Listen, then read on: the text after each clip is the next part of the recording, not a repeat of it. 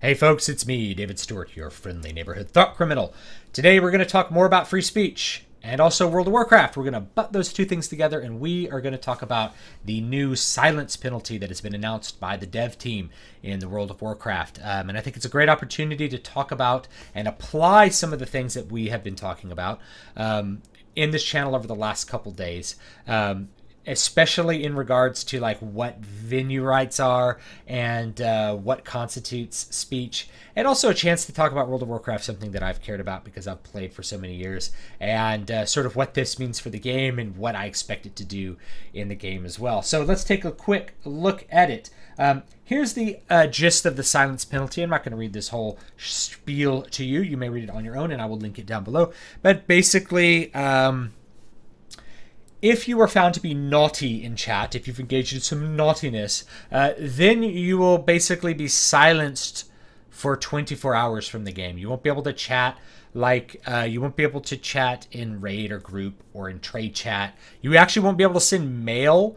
What else? You won't be able to create like events. What else? You won't be able to send party invitations. You won't be able to run a raid. Basically, you won't be able to do most of the things in the game. You'll be able to log in and quest. But that's like pretty much it. You won't be able to queue up for things. It's a pretty big restriction that's placed on your account. Every time you get reported, that silence penalty will double from 24 to 48 hours to 96 on up basically to infinity. They said there's no maximum, which means potentially you could be silenced for forever. Now, a lot of people have jumped on the free speech bandwagon with this. And I want to talk a little bit about that. Is Blizzard inhibiting your free speech by silencing you based on your speech? And for me, I think the answer is no, because of the venue argument that's been made, is that if it's a private venue, they have the right to decide what goes on there. This is not anywhere close to a public venue. World of Warcraft is a game. It is not like a public speaking place the way YouTube might be, and that's debatable in itself. But it's certainly not a public speaking space. It is a game, and Blizzard wants to cultivate a good experience for the people who play that game because they're trying to run a business as a game. World of Warcraft is not about debating the finer points of metaphysics or hate speech or spouting racist opinions. World of Warcraft is about killing dragons and PvPing and questing, right? So it's not about speech. Speech is something that you use to coordinate what you're doing in the game, right? Speech is your tool in the game. And because it's such a much more limited thing, I don't think you can call it anywhere close to a public venue. You have to be either in a chat that's limited or some other limited aspect in order to even be able to speak your mind in World of Warcraft. I don't think it counts as like a public venue, which means they do have the right to restrict a little bit what is going on. Do I think it's in their interest to do so? Not necessarily, but I'll probably get into that in a second.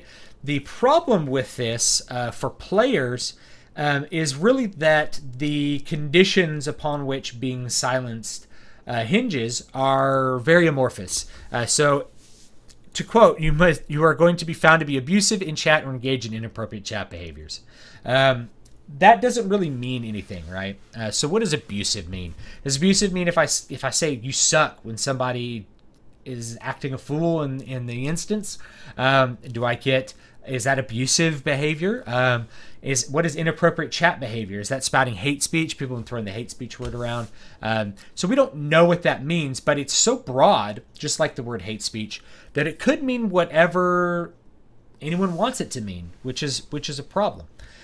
So a lot of players are upset about that aspect because they're not sure if they're going to be able to engage in the game in any kind of normal way. That perhaps be no negativity allowed in the game where you might end up getting silenced, which is not going to produce really good outcomes from my perspective. I think that you've got to have criticism to go with negative criticism to go with positive criticism with anything.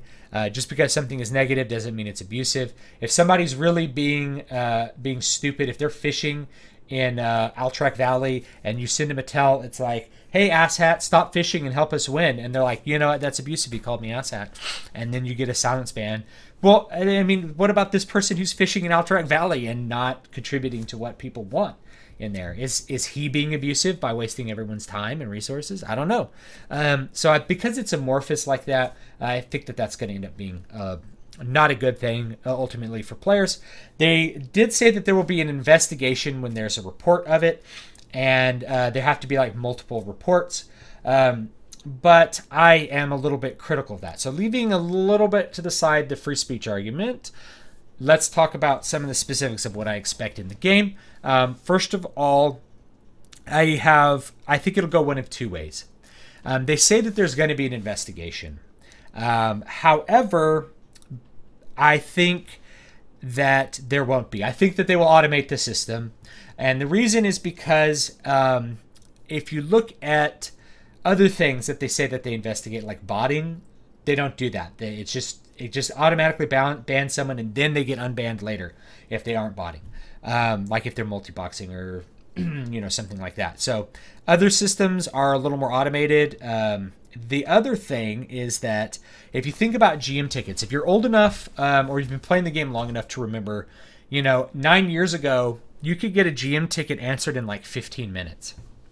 The last couple years I've played, and actually this has been the case for quite a while. If you opened a ticket with the GM, it was kind of like saying a prayer. Is that something might happen, something might not happen, but if something did happen, you had no idea whether you had any part in it whatsoever. You had no idea what happened to that ticket. You'd put in the ticket, you'd play all day, the ticket would never get answered. You'd log out, log in the next day, you'd still have the ticket. 3 days later, the ticket would disappear miraculously, and you don't know what happened. Sometimes you might get a mail with an item if you were trying to figure out an item, after which time you probably didn't need the item anymore.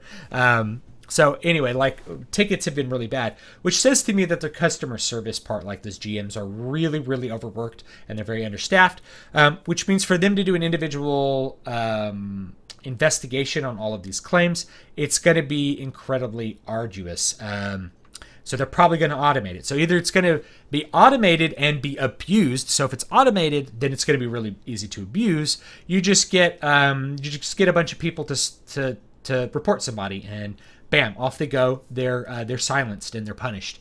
So if you were to get all your guild to report somebody, all of a sudden, one person has the power to silence somebody else because of some negative thing that they may or may not have said, or they may have said nothing at all. But if it's automated, then it has a high potential for abuse, very high potential for abuse. The other side of it is that if it's not automated, it will be ineffective because the customer service, and this is based on the evidence, in the past of tickets, of GM tickets, customer service will be so overwhelmed by the amount of reports, false or not, that they simply won't be able to get to all of them in time. So somebody actually does something, quote, abusive, and then you report them, and then nothing happens to them. And then maybe, like I said, it's like a prayer. Like 20 days later, he's silenced, but he doesn't know why, and you don't know that happened. So you have no idea whether justice was served or anything like that. So I don't see it as like a win-win at all. I see it as like not really possible to work under current circumstances. So yeah, they said that there'll be an investigation. I think it'll probably be automated, and then later they'll look it up when they have time. That's sort of what I expect, which is basically going to be bad for players. It might create a situation where basically you get into a group with strangers and nobody chats. Like nobody speaks. Right? Nobody says anything. Because they know if they say anything, they could get silenced for like a day. And they could get silenced because it'll be automated. So you're going to end up having like this very silent game without that social interaction that people really like in the game. And I don't think that that's very good, very good either. Let me also sort of move on to just sort of what this signifies to me for the place that the game is at right now.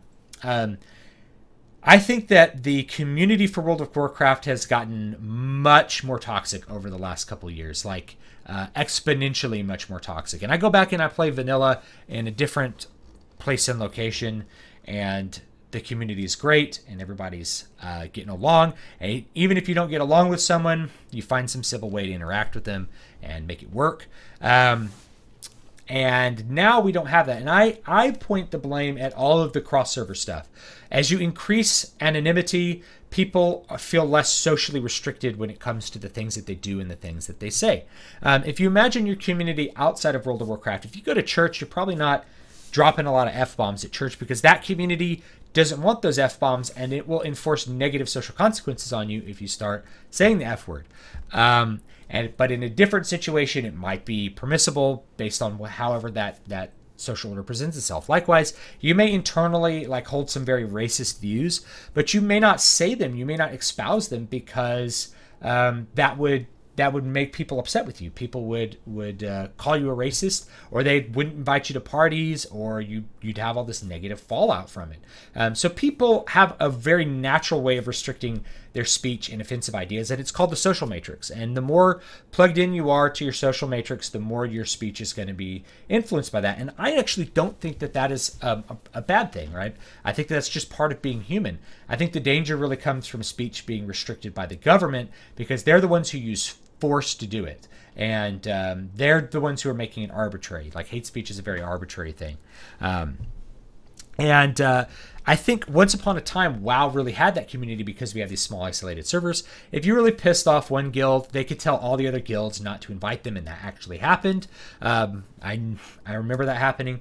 And also, I'll tell you an anecdote. There was a guy who was really infamous on our server who, infamous for being a jerk. And he transferred off the server when they had free transfers off the server, and then transferred back so that he could change his name. This is before the days of the name changes, but they'd sort of introduced server transfers for some servers. And so he transferred back to change his name, and he actually ended up in our guild. And he was actually he was not a mean guy in the guild at all, but he ended up in our guild. Then we figured out who he was. And it was like this rain of crap that we were getting because we had this guy in our guild, and we ended up having to kick him, and just because of the old reputation that he had developed on the server. When he had that negative reputation, people really enforced it, and they enforced it on our guild, and people in our guild enforced it. They didn't want to play with him because of his extreme pariah status on the server. Very, very interesting experience, but I don't think that would necessarily happen now because everything's so cross-server. It's so easy to move between servers. It's so easy to play with people on other servers that the level of anonymity increases, and people are going to restrict their behavior less because there's less social consequence for it. So that's this general idea that I think that we can look at World of Warcraft and see a really good example for it.